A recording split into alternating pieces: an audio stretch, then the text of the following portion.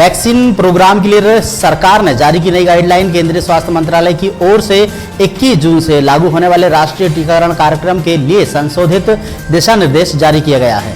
प्रधानमंत्री नरेंद्र मोदी ने सोमवार को देश को संबोधित करते हुए 21 जून से देश के हर राज्य में 18 वर्ष से ऊपर की उम्र के सभी नागरिकों के लिए मुफ्त वैक्सीनेशन मुहैया कराने की घोषणा की।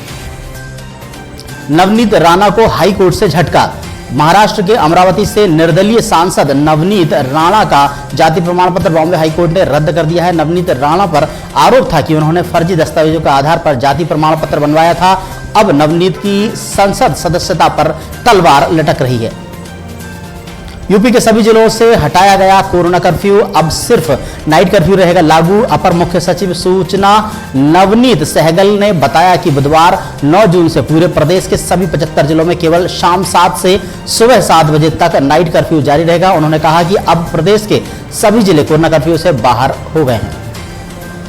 पीएम नरेंद्र मोदी से मिले सीएम उद्धव ठाकरे। मराठा आरक्षण समेत कई मुद्दों पर हुई चर्चा। प्रधानमंत्री के साथ हुई उद्धव ठाकरे की इस बैठक में मराठा आरक्षण पर चर्चा तेज हुई है। सुप्रीम कोर्ट ने बीते दिनों महाराष्ट्र में नौकरियों और शिक्षा में मराठा समुदाय के लोगों को आरक्षण देने से संबंधित 2018 का आरक्षण कानून खारिज कर दिया था।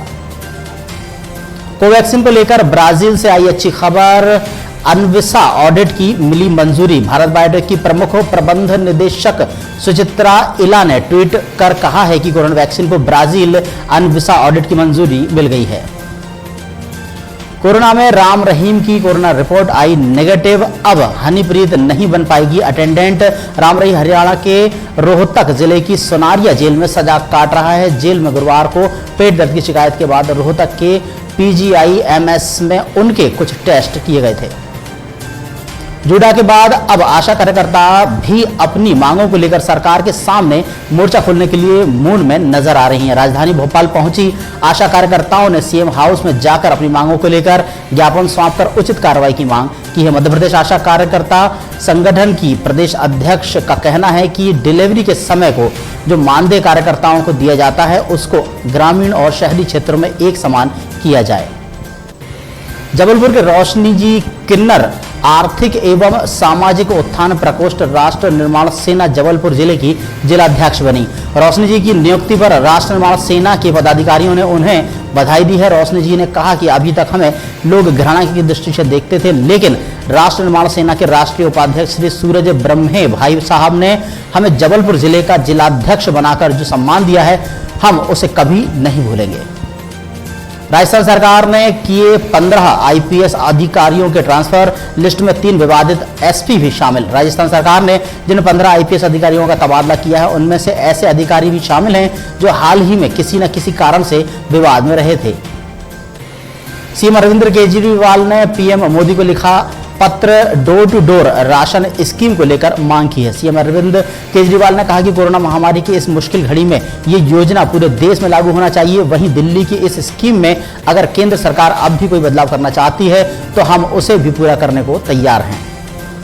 भारी नुकसान के बाद बंद हुआ बाबा का ढाबा के मालिक का नया रेस्टोरेंट। फिर पुराने काम पर लौटे। वीडियो वायरल होने के बाद फेमस हुए बाबा का ढाबा के मालिक कांता प्रसाद का नया रेस्टोरेंट भारी नुकसान के बाद बंद हो गया है और एक बार फिर वह अपनी पुरानी जगह लौट आए हैं। नारदा केस में आरोपी TMC विधायक के घर पर लगी आग। बदहवास हालत में नजर आए विधायक।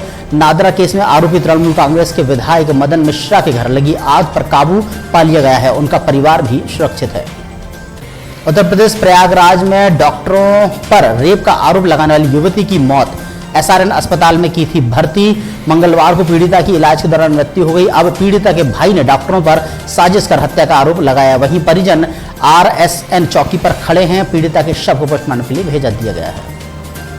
कोरोना संक्रमण के मरीज अब कम होने लगे हैं। वहीं देश भर में वैक्सीनेशन की प्रक्रिया भी जारी है। ऐसे में छिंदवाड़ा के परासिया विधानसभा क्षेत्र से विधायक सोहन वाल्मीकि ने अपने क्षेत्र में ऐलान करवाया है कि जैसे ही जनपद पंचायत में 95% वैक्सीनेशन हो जाएगा वहां विधायक निधि से इनाम दिया जाएगा।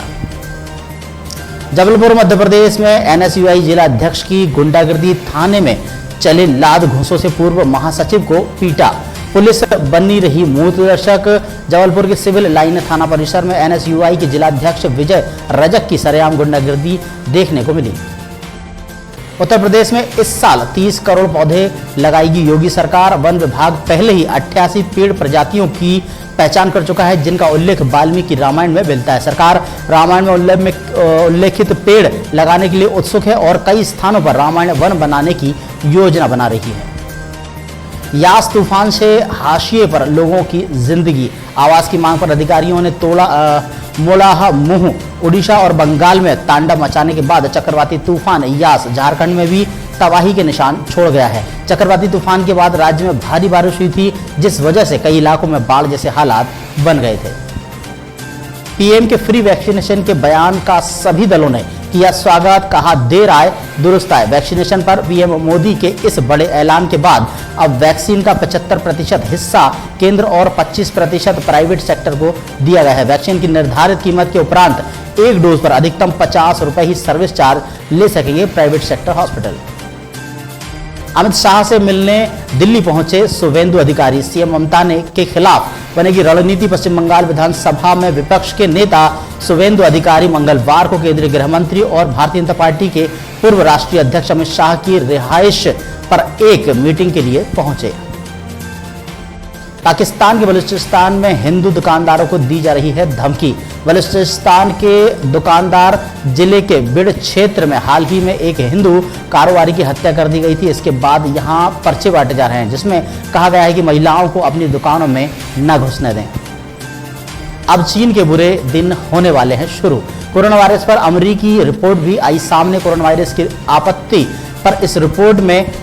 की इस रिपोर्ट में अमेरिकी यूएस गवर्नमेंट की नेशनल लेबोरेटरी ने कहा है कि वायरस वुहान की एक चाइनीज लैब से लीक हुआ। ऐसा संभव हो सकता है और इसकी आगे भी जांच जरूरत है।